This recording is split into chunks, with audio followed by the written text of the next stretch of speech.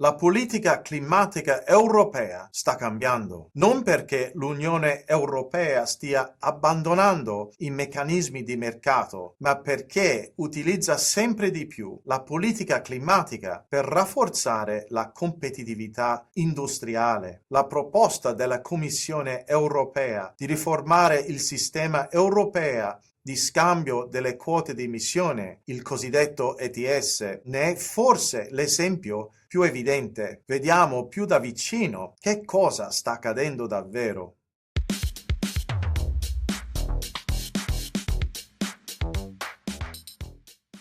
Le proposte pubblicate dalla Commissione europea venerdì il 17 luglio possono sembrare semplici modifiche tecniche al mercato europeo di CO2. In realtà fanno vedere un cambiamento più profondo. L'ETS non serve più soltanto a ridurre le emissioni nel modo più efficiente possibile, ma sta diventando uno strumento di politica industriale. Il motivo per questo è abbastanza ovvio. Negli ultimi anni l'Europa ha dovuto affrontare una crisi energetica, crescenti tensioni geopolitiche ed una preoccupazione per la competitività dell'industria.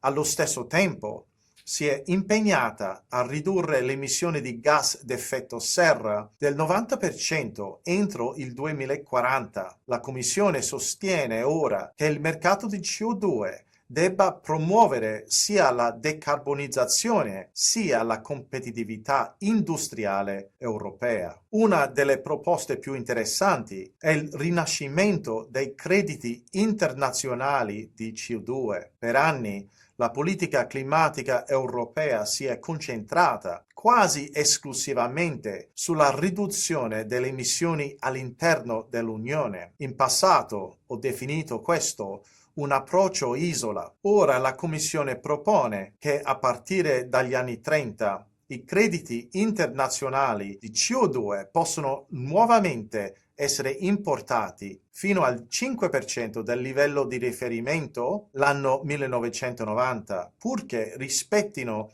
rigorosi criteri di integrità ambientale. Questo riconosce che in alcuni casi le emissioni possono essere ridotte in modo più efficiente al di fuori dell'Europa, continuando comunque a sostenere l'accordo di Parigi. Si tratta di un cambiamento importante. Da un approccio isola diventa un approccio più collaborativo.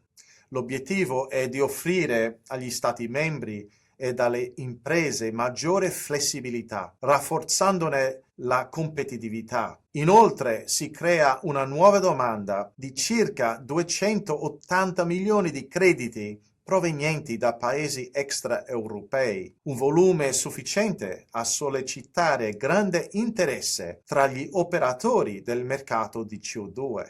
La seconda proposta è pure significativa.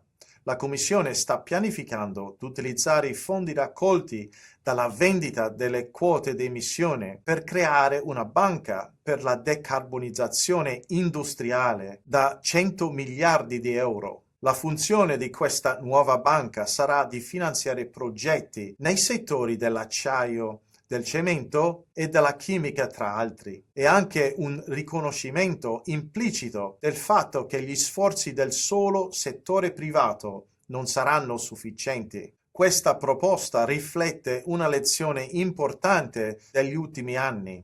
Dare un prezzo di CO2 incentiva una riduzione delle emissioni, ma non sempre basta a sbloccare gli investimenti necessari per le nuove tecnologie industriali. L'Europa sta quindi passando dal semplice prezzo di CO2 al finanziamento diretto della trasformazione industriale. Un altro cambiamento proposto importante riguarda il rapporto tra l'ETS ed il meccanismo CBAM, che impone dei dazi su CO2 emessa nella produzione di determinati prodotti industriali importati. Introdotto nel 2023, Il CBAM è stato concepito per evitare la rilocalizzazione delle emissioni, garantendo che anche le importazioni sostengono un costo di CO2 equivalente. Ora la Commissione propone che le imprese possano continuare a ricevere quote gratuite solo se investiranno nella decarbonizzazione nel territorio europeo.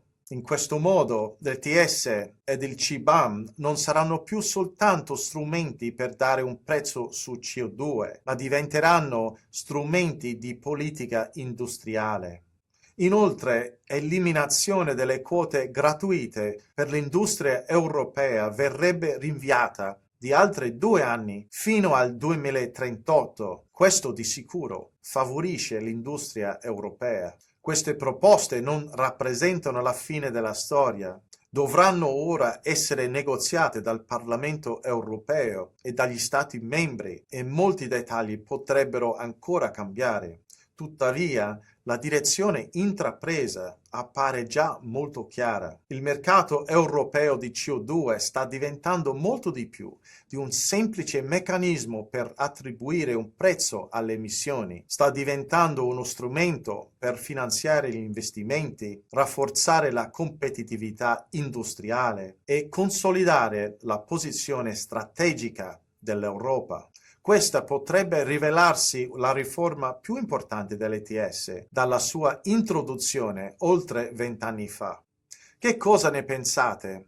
L'Europa sta costruendo una politica climatica più pragmatica e competitiva, oppure si sta allontanando dall'obiettivo originario del prezzo di CO2? Fatemelo sapere nei commenti. Se vi è piaciuto questo episodio, lasciate un like. Se non l'avete ancora fatto, iscrivetevi al canale. Grazie mille per avermi seguito e arrivederci al prossimo episodio. Ciao.